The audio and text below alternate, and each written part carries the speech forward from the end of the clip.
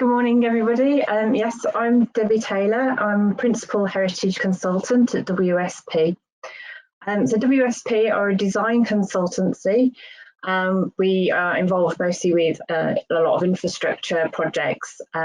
So for this particular project, we were commissioned by Shropshire Council to design and oversee the delivery of highways improvements at the Mile End roundabout on the A5 just outside of Oswestry. Part of this commission, we were also asked to put together the planning application for the scheme itself.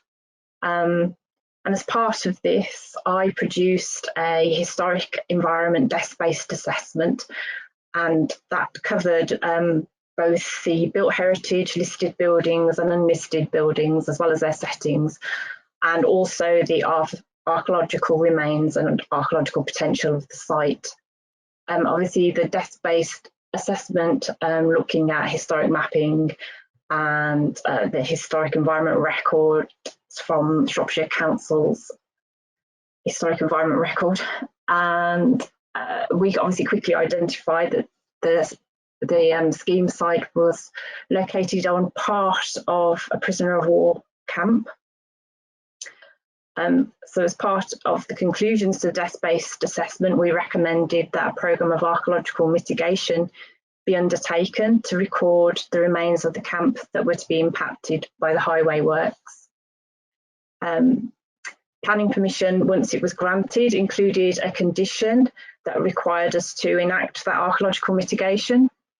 And WSP then put together the methodology for this work, which was approved by the local planning authority's archaeological advisors. The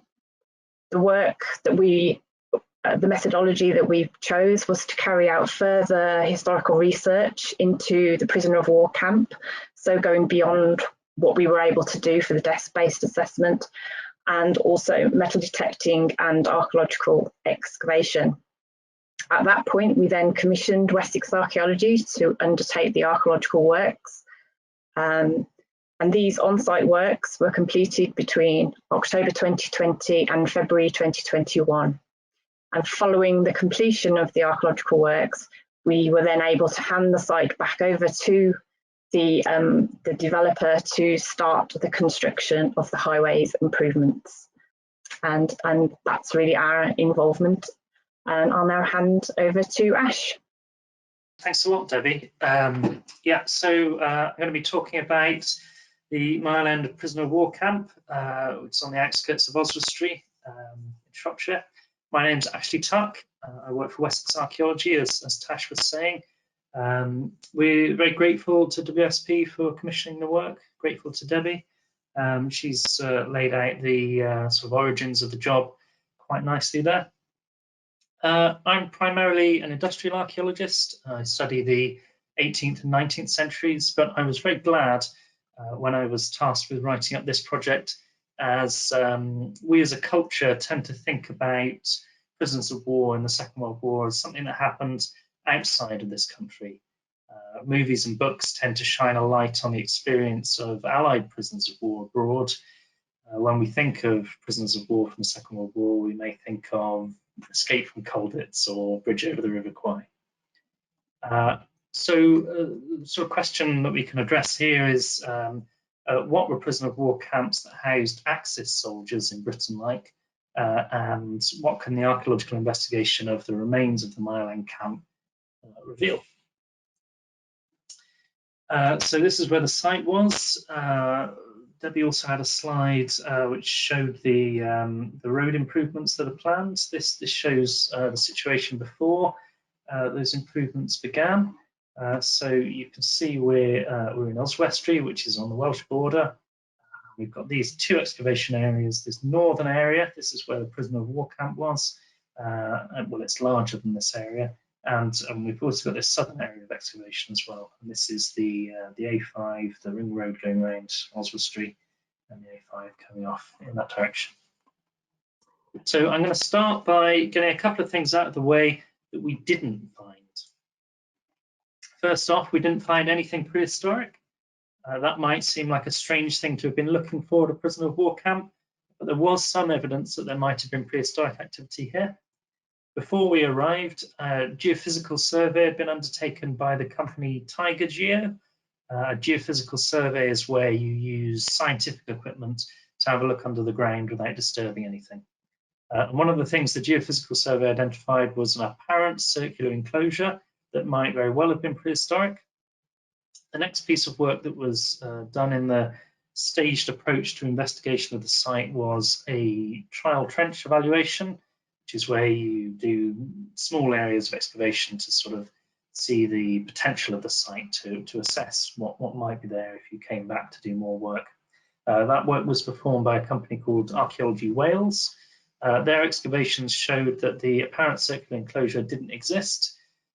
You win some, you lose some.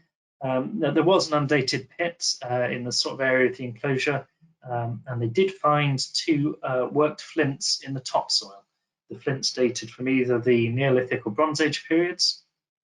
So as a result of this, we stripped this southern area, this area on the screen now, and you can see that very little turned up. There's a huge white space there. There is this small undated pit up here. It could be prehistoric, but it could be a lot of other things as well. So with much of the country, people were here during prehistory, but there's nothing particularly significant from the prehistoric period on the site. And in the southern area, there's also this ditch boundary. Just go on to the next slide. That ditch boundary is coming through here. So if we compare our results with historic maps, this map is from 1875. We can see that the ditch correlates with this field boundary. So it's just a recently removed field boundary, nothing very significant. And you can also see the prisoner of war camp in the top here. I'll show you a better plan of that in a bit. But we can see how it relates to the historic map. You can see that the design is picking up on the design of the prisoner of war camp is picking up on the general layout of the existing field system, but it's an imposition into that field system. It's a new development. And the second thing we didn't find is any evidence from the First World War. There's a whole series of photographs that you can see on the King's Own Royal Regiment Museum website. If you search these words on the screen there, you can easily find them.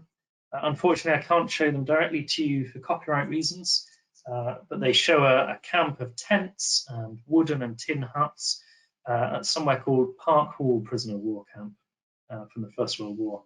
Park Hall is close to Mile End, and it was long speculated that the World War II prisoner of war camp had reused the World War I site. However, the results of our work suggest that the First World War camp was probably somewhere else. We did find some tent pegs. They could be from either war, but there's nothing conclusively from the First World War period among our results. So this is a map, an image from Google Maps. You can see the proposed roundabout here. Debbie's spoken a little bit about the desk-based assessment that she produced. The presence of a prisoner of war camp wasn't a surprise, as it was recorded in the Historic Environment Record, which describes some of the structures of the camp as being visible as parch marks. A parch mark is where plants change colour during dry summers in areas above archaeological remains. So you can see there's quite a few parch marks on this aerial photograph, all the way over here. This big track coming through here. So it's quite clear that there's something there below the ground. Now, some of the other things we knew going in about Mile End Prisoner of War Camp is that it was Prisoner of War Camp number 8. But we also know that they deliberately duplicated the numbers and skipped other numbers in a wartime attempt to cause confusion about the number and location of prisoner of war camps. So this is, it can cause confusion when doing documentary research, as the Mile End camp isn't the only one that was referred to as Camp 8. So a little difficulty we have there. And whilst we're here on this image, I just want to point out this concrete pond down here. There's a sad story attached to that I'll tell you later. And you can also see these concrete bases. There's one there, one there, one there. They're a pretty good clue that there used to be buildings here. This is one of those concrete bases. It's the floor of a prefabricated Ministry of War supply standard hut. It was probably used as a dormitory, although it's possible that the hut had a specialised function. The huts had a width of 18.5 feet, which is 5.7 metres. That's the width going across. And the lengths were in multiples of either 5 or 6 feet, depending on which source you trust about that piece of information. A length of 60 feet or 18.2 metres is typical, it's often seen. This hut is actually a bit short of that. It is a multiple of one of the intervals, but this other hut back here is the exact length that we would typically expect to see. So these conform quite tightly to our expectations. The walls of the hut would have been concrete.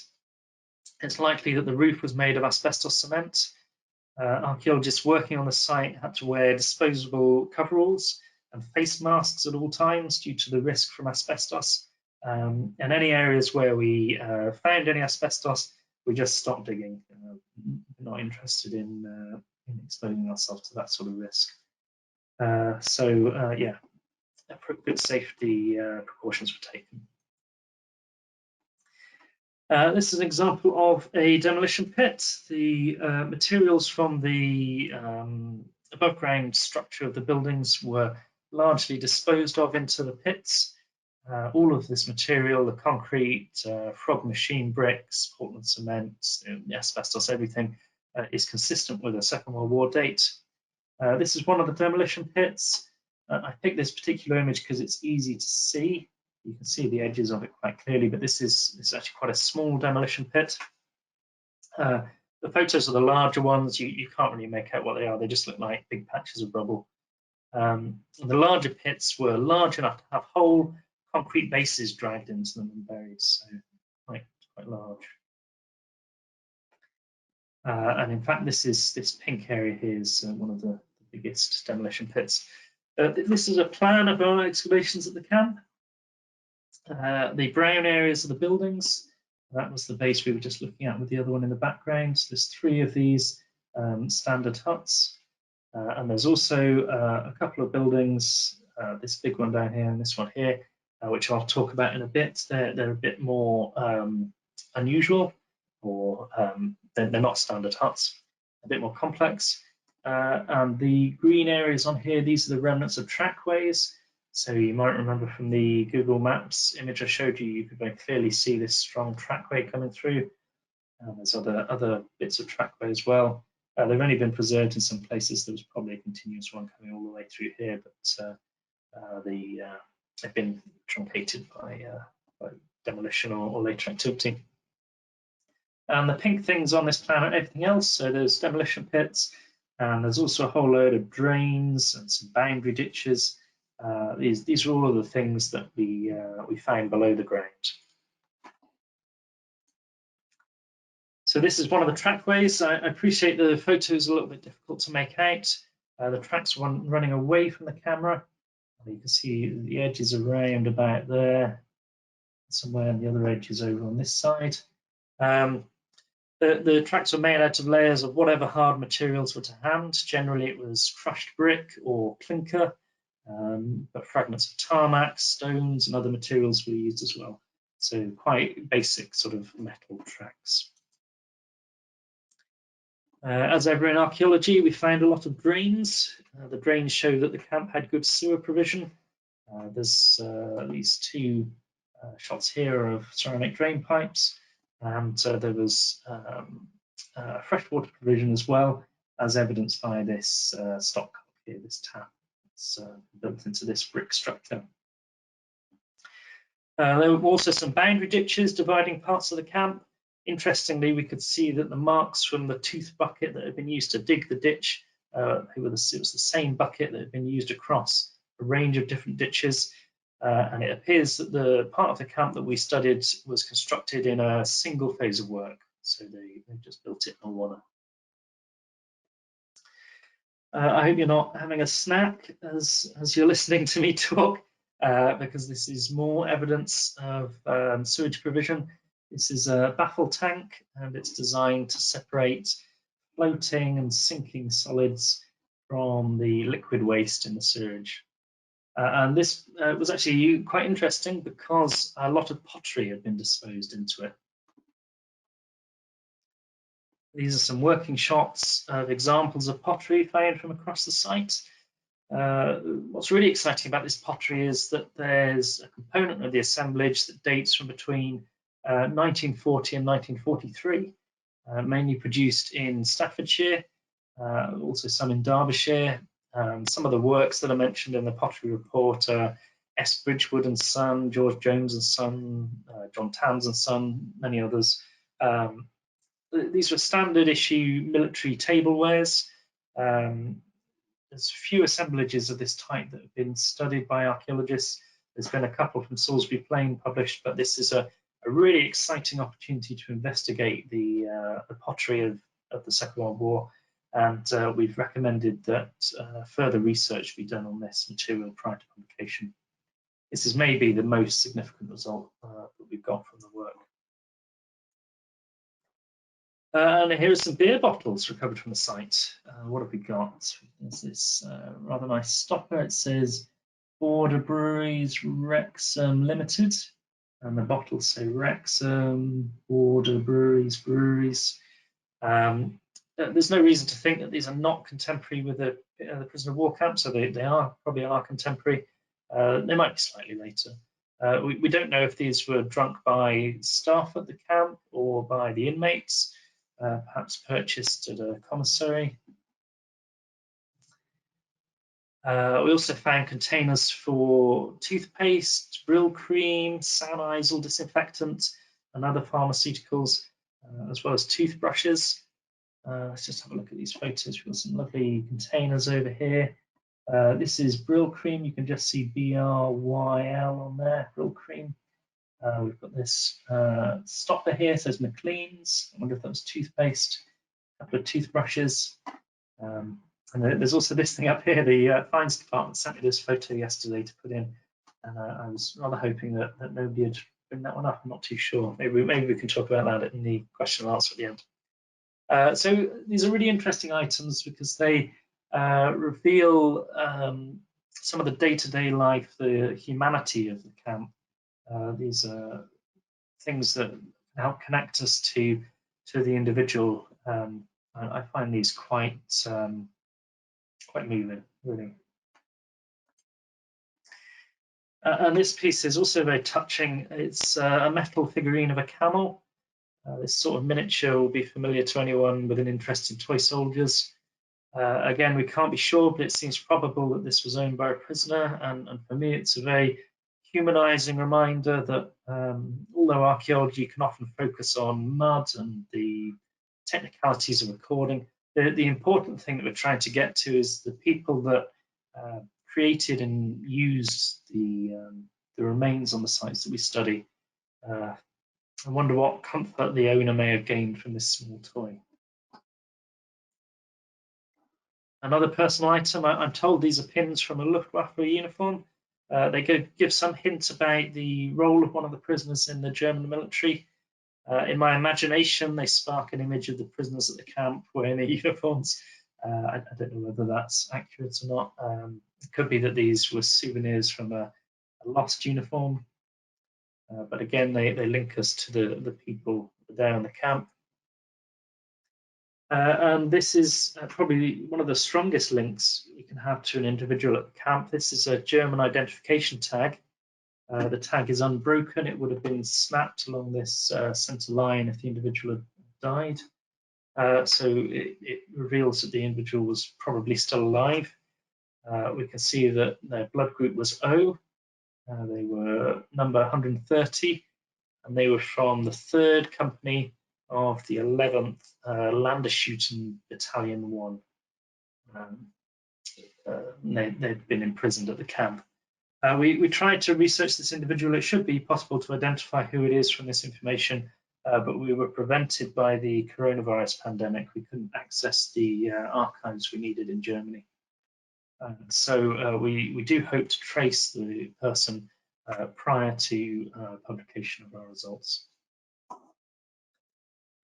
Yeah, gosh, we did find we're not sure if it was loaded. It's a Sauer 38H pistol.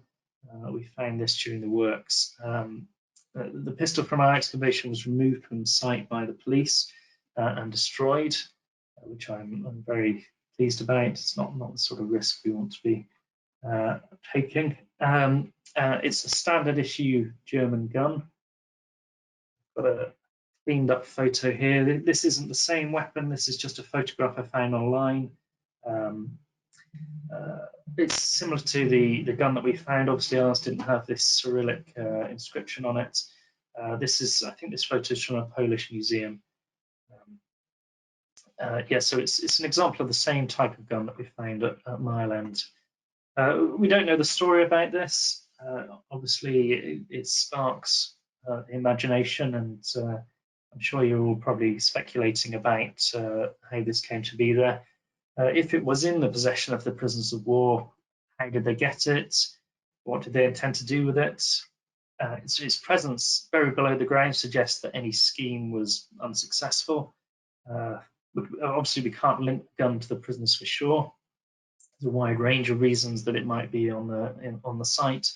For example, it could be a souvenir from the war that somebody brought back, and then maybe they'd had second thoughts about it and wondered what they could do with it, and they went to the derelict camp and abandoned it. And I don't know. I'm just I'm making up stories, but it's a very interesting item for sure. There was also a spent 303 round, revealing that a British rifle had been discharged at some point. Don't know the circumstances of that. The camp was protected by ditches and barbed wire. We recovered fragments of barbed wire, and the HER record for the camp says that it was subject to frequent breakouts. So that suggests some of the tension that may have been experienced by the people that were on the camp. As I mentioned earlier, in addition to the standard huts, there were some more complex buildings. These buildings were distinguished by the use of brick. You can see there's a line of bricks down this side and also over here and elsewhere. The brick walls were only a single skin thick, which is consistent with the economy construction of the war period, to use as few materials as possible.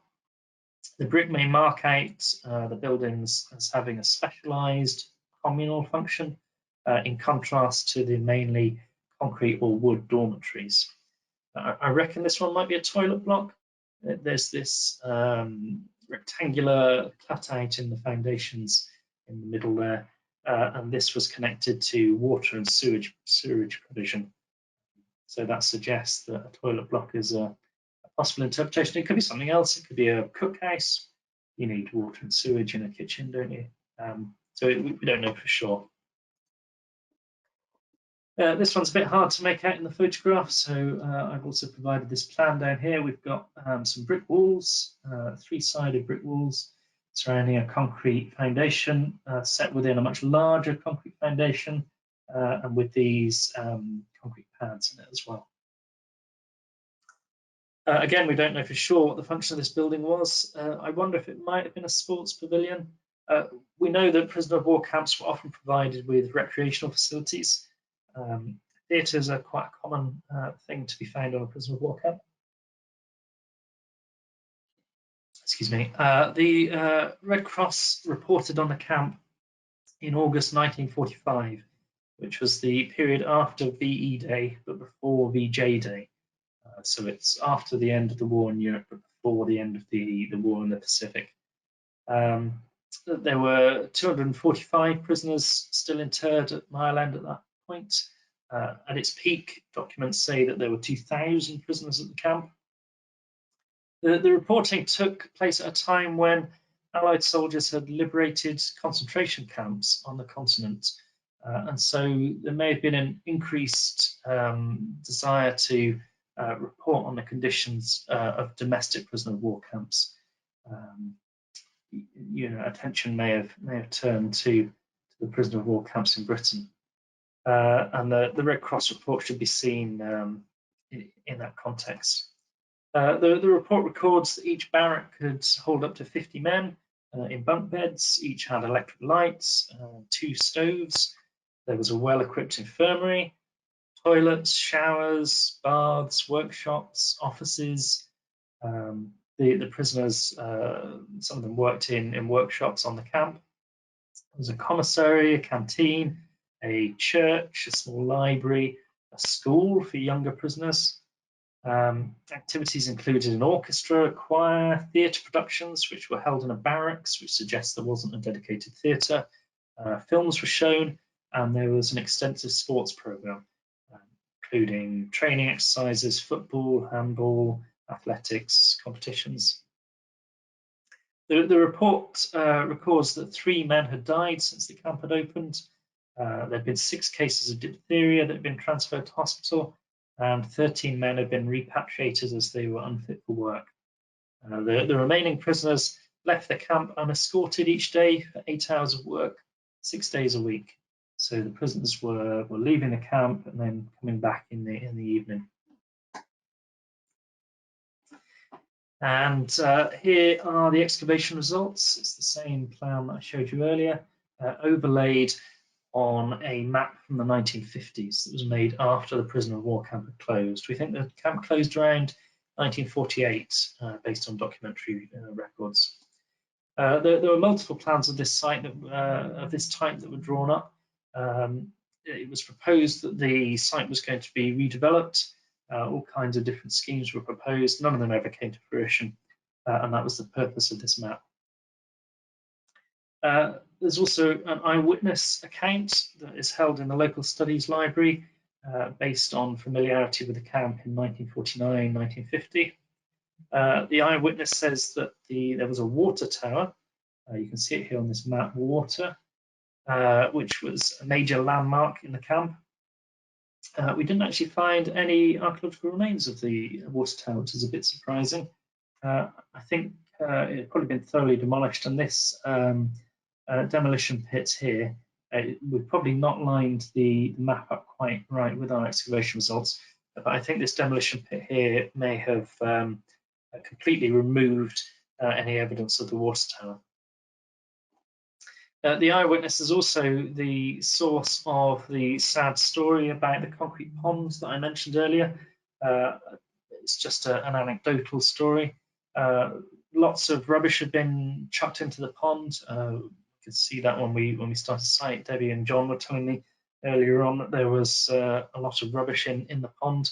The eyewitness says that this included barbed wire, and he says that very sadly a young girl became trapped in the wire and drowned. So that's quite a story. Moving on, there's a similar Ordnance Survey map. This is a similar map. This is an Ordnance Survey map, again from the 1950s. This is 1954 with our excavation results superimposed onto it. Interestingly, by chance, none of the buildings that we excavated survived for the time of this or the other map I showed you, either of these 2 maps. They must have been demolished soon after the war and before the compilation of these maps. You can see that there's a big spread of buildings. There's between 70 and 79 buildings mapped here on the camp in 1954. Depending on where the boundaries were. And we can say from our excavation results that there must have been more buildings at the height of the camp, and there may have been tents in addition to the more permanent structures. So it is quite a large institution. The northern area, north of the water tower, that's the water tower, so we're talking about these huts up here, are said by the eyewitness to have comprised wooden huts. These were for a time occupied by civilian squatters after the war. Parts of the camp in this area are said to have been dismantled for raw materials. It could be this was by the squatters or by other civilians. And the archaeological evidence somewhat backs this up. There were some iron pipes that had been robbed from the site. They probably weighed those in for scrap. So some ad hoc civilian demolition had gone on. The south of the site, in contrast, was occupied by concrete huts, including the standard huts that we recorded in our work. The huts in the southwest, which had been removed by the development of the A5 road that now comes through here, or prior to the work that we did comes through here, it's been slightly realigned. This area was used as married quarters for military personnel from the nearby Park Hall.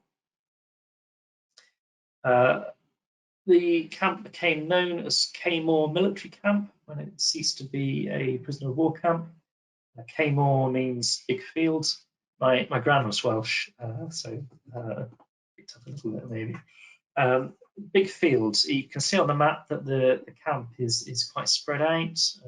The name seems really appropriate.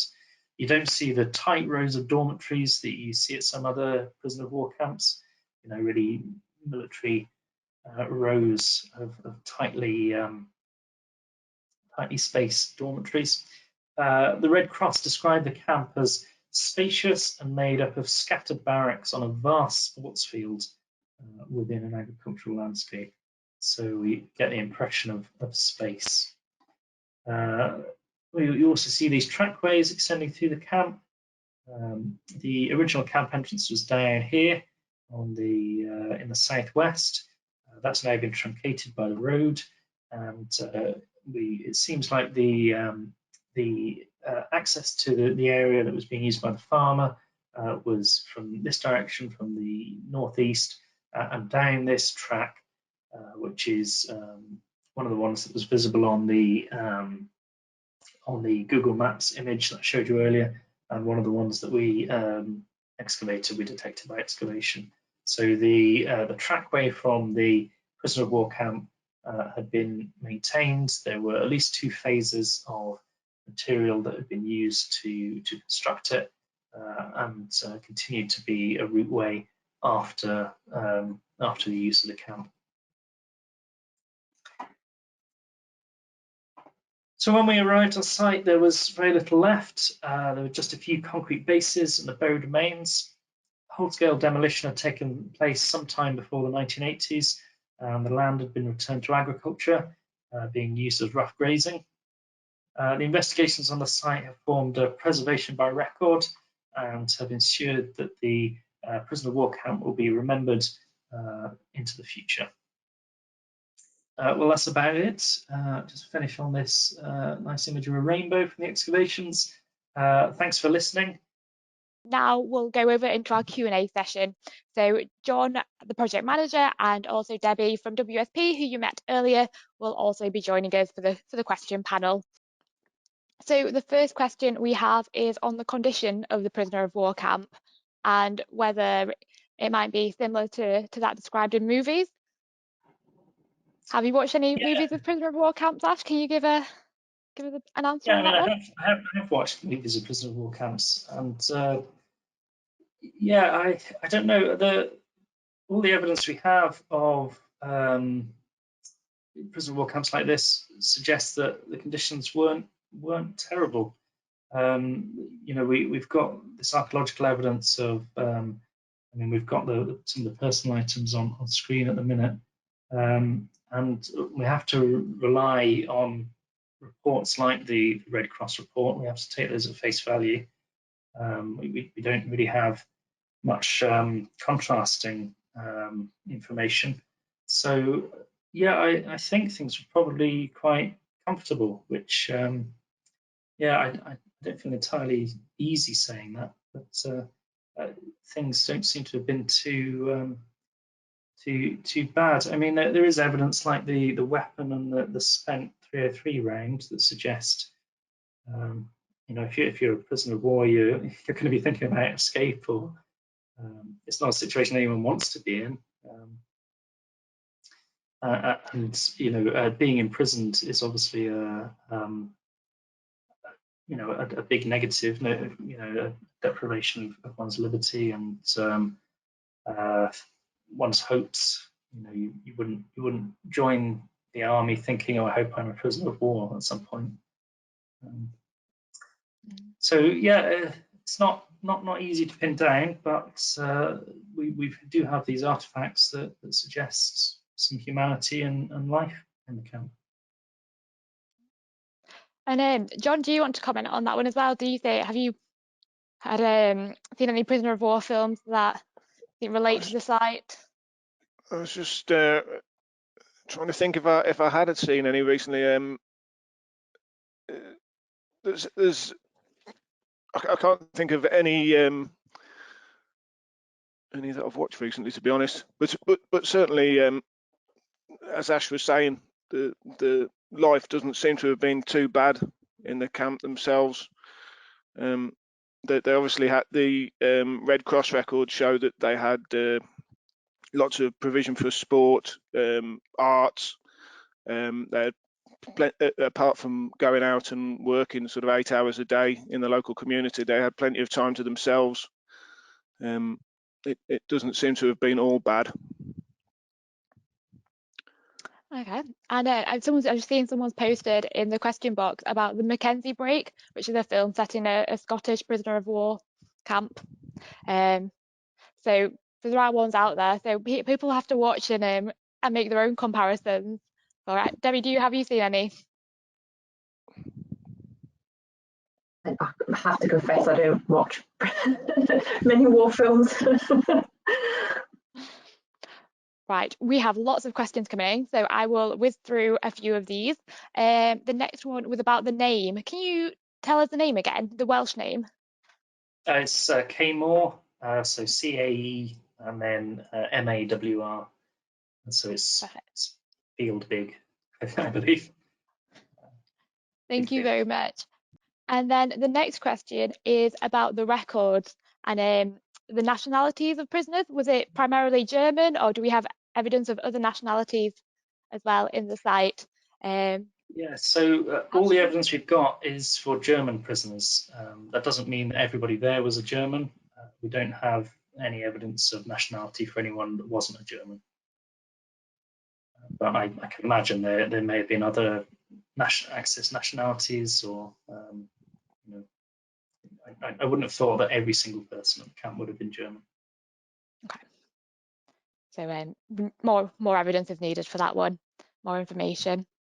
The next question is about the finds and whether we have any other finds that relate to military dress. You showed us some kind of like little tiny jacket insignia. Yes, These pins. Yeah, I think that's about it. Is that right, John? Was there any more? There wasn't. No, there was a coin, a Reich Fenwick. I think 5 Reichs Fenwick. Yeah. 5 Reichs Fenwick. Thank you, Ash. Yeah. But I don't think there was any other sort of personal adornments or anything like that, other than the dog tag, which Ash talked about earlier. There were a couple of British pennies as well, I think. Top of my head, I think there was a George V and a Victoria penny. And then the next question is still finds related. So I'm going to put this one to Debbie first. Was what is the most surprising thing we found? And that could be finds or just to do with the site. I think the most surprising thing was the gun. Without doubt, that wasn't really expected. But I think the most interesting finds are the pottery and those personal items. For me personally, as Ash said, demonstrating the humanity of the site, which is easy to forget. And John, what about you? Was the gun the most surprising thing the gun for you? The gun certainly stands out. It was certainly a surprise when we uncovered it. It's not unfortunate, but it's a bit of a shame in a way that that work couldn't be done with it. The gun was quite corroded. The police came out and had a look. Balfour Beatty, the principal contractor, contacted them, and we'd let them know that we'd found it. And because it was corroded and they couldn't open it up, they couldn't sort of say for definite that it wasn't loaded. So it was considered dangerous. So it's taken away by the police and crushed, I believe. Yeah. There's a bit There's definitely no getting that back. No, I don't think so, no, unfortunately. Okay. And Ash, do you want to jump in there as well? Most surprising thing. I was surprised how interesting the site was. I first got, well, some concrete bases and whatever, but all this stuff just kept turning up, and the more I thought about it, the more interesting it became. Yeah, it was quite a journey of analysis, interpretation. Is that an okay answer? Yeah, definitely. Sorry, I've just seen another question pop in, and I think it's a great question. And it's something I definitely want to know. Were there any signs of escape tunnels? Escape tunnels. Well, that would be really exciting, wouldn't it? Yeah. We often get asked as archaeologists if we find any tunnels. Have you found any gold? Have you found any bodies? Any tunnels? No, we didn't, unfortunately. Oh. And John, you didn't see any on the site? No evidence of tunnels, unfortunately. No, no. Perhaps they were going to use a more direct armed route of getting out, but never got round to it. Maybe they enjoyed the theatre so much, and the sports and the arts. Decided to wait it out there, not go back to the war. And then we've had people making comments about prisoners being able to come and go in the camp. Someone asking about local shop. Like people going to local shops because and the prisoners becoming well known because they'd go every day. A little anecdotes like that are very nice, and again put the people back into the site. And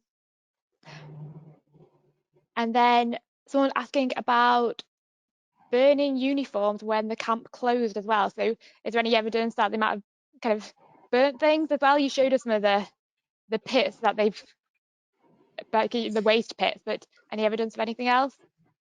Yeah, no, I don't think there wasn't any evidence of burning uniforms. That's a very interesting suggestion. Yeah, we didn't have any evidence that the burning and the demolition deposits particularly. Sometimes these things are well preserved and other times they're not. You know, if you burn uniforms in a, I don't know, brazier or something, you wouldn't necessarily get any archaeological evidence of that.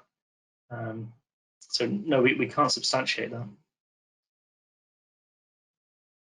Oh, and then a final note just to end on as well.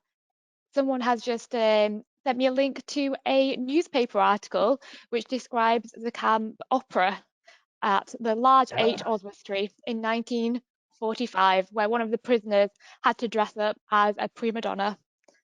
So I'll definitely be having a look at that link after the webinar. Yeah. I can share that with people if they're interested as well. I have one final question, and it would just be, what's next for the site? Is there anything we can say about the site in the future? Put that to Debbie. I think the construction of the road is, if not complete, then certainly well underway. I did have a quick look at Google Street View in October 2021, and I think there may be people watching who are local to Oswestry perhaps know the answer. But yeah, the road is nearly done. Okay, thank you very much. From a Wessex perspective, Debbie's commissioned us to do further analysis on some of the finds that came from the site, and we'll be looking into records a bit more as well. So there'll be a final publication probably later in the year. We're just trying to establish quite where that publication, if it'll be in a local journal or something. But that's still to come. Well, if anyone is interested in kind of keeping update with the story as we continue with our journey, I will be sending an email after this webinar. So just email me back and just say you'd like to be kept up to date, and I can, if there's interest, we could look at doing a session later down the line on whatever evidence comes up, if there's interesting things. And I've just seen someone else has just put, were any records kept of the prisoners, or is it only kept in the prisoner of war camp? Would there be external records that we can go and look at to find out more? So will that come in the next phase, John? Yeah, we haven't really got any specific records from the camp that we've looked at yet. The we wanted to look at the records from the dog tag, the individual that dropped the dog tag, and we tried to contact the archives in Germany, but as Ash said, unfortunately that they were closed because of COVID. I think they're reopening now, so we're hopefully going to be able to find out something about him, that individual. Fantastic. That'll be interesting. Hopefully we'll be able to see if they've got any family still around. Hopefully, it'd be nice to pass it on. Yeah. Right. Well, I've got a few closing remarks, but thank you very much to everyone involved in the webinar. So thank you, Ash and Debbie and John, for joining me and sharing your knowledge with everyone.